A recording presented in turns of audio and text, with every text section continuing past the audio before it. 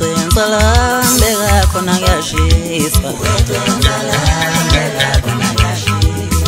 Wecenza lanje yakho nangiyashisa Ngikubingelele ngiphinde ngikwamukele embukelweni Ndobane TV. Siyathokoza ukuthi usubscribe kule channel yakho ngaphambili kwindokozo kakhulu ukuba nawe mfowethu osasijoyinaka ukuqala kule channel yethu. Sacela mfowethu ukuthi usubscribe ukuze ungaphutha nayo yonke video esiyifakayo kule channel yethu. Nazi engiza nazo engiyithatha kumthombo othembekile.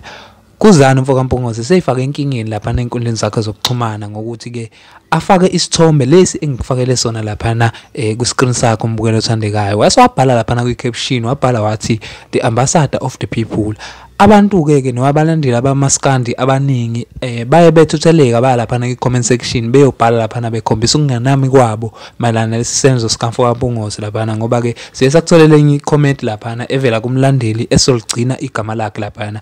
Uyabhala lo mlandeli lo waveza ukuthi ke uyazi ukuthi akwenza imehluko ukuthi kwenzakalani njengamanje ezweni futhi akumthinta indawo Mfoka Mpungose kodwa ke uthi yena ke uyaphuma epageini lakhe ukuzana lapha uthi uyaphuma nje wasewambiza ke ngencanga lapha isilwane lapha inja lapha mase ke wabeka lapha ukuthi ke bungeke uphawule nje kancane ngomkhaya wakho lapha uJZ uzenzise kanti ke nabanye abalandeli mbukelo othandekayo baphawulile lapha baveza ukungenami kwabo mayelana lesisenzo senza uMfoka Mpungose lapha ke babhala lapha babhala ke nama comment anamagama alumelayo lapha engathanda ukuthi ke ngidlule kuwo lana mbukelo othandekayo. Ngizofisa ukuzuvo lwakho mina mbukelo othandekayo uthina ngabe uthini mayelana noludaba lolu ngabe uthi ukhuzani ngempela kufanele aphawule mayelana noludaba lolu olwenzakalayo njengamanje lana eAfrika noma mhlambe uthi hayi ukhuzani ulungile nje ayithulele bese ngithi mina asibona nini ngokuzayo yenkanini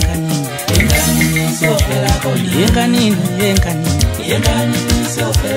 yenkanini